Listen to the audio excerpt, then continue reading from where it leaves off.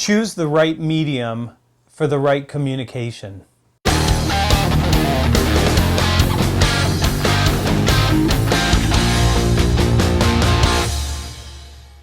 Hey, it's Anthony Iannarino, and you need to choose the right medium for the right communication.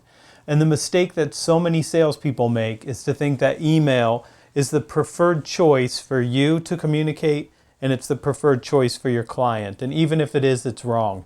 So let's look at the hierarchy of communication mediums and what you should choose.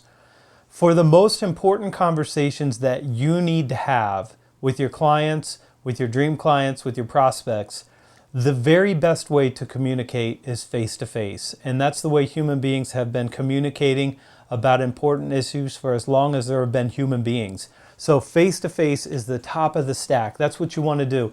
If you have to ask for a commitment, if you have to deal with a sticky situation, if you've made a mistake and you need to apologize, if you have to ask for money, whatever it is, if it's really important, you want to do it face-to-face. And now there's another medium available to you if you can't be face-to-face called digital face to digital face. And what that means is you've got Skype, you've got Google Hangouts, you've got Zoom, you've got GoToMeeting. On your iPhone, you have FaceTime, and it's likely that your client has an Apple phone and they have FaceTime too. So that's the second best way because you're getting the visual representation of being there, and you're able to communicate with someone and look at them when you're speaking to them, and that's critically important when the issues are big and worth your time. After that, the very next best thing, if you can't be face-to-face and you can't be video face-to-face, then you want the telephone. The telephone is synchronous. It's not asynchronous, which means I can talk and you can talk at the same time. We can communicate, we can have a conversation. On email, you're not having a conversation, you're typing something. It's more like a pen pal. You send them a letter, then they send you a letter, and then you send them a letter. And people used to communicate that way like a couple hundred years ago, but we don't have to communicate like pen pals anymore because we have technology that lets us be there with the person, either physically face-to-face or video face or audio, if that's the best choice available to you.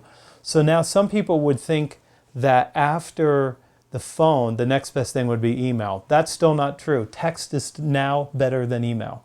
Text is a better tool than email for a lot of communications that you have. Not the most important conversations, but a lot of the stuff that shows up on email, if you have a relationship, text is better. Does 2 o'clock still work? Yes.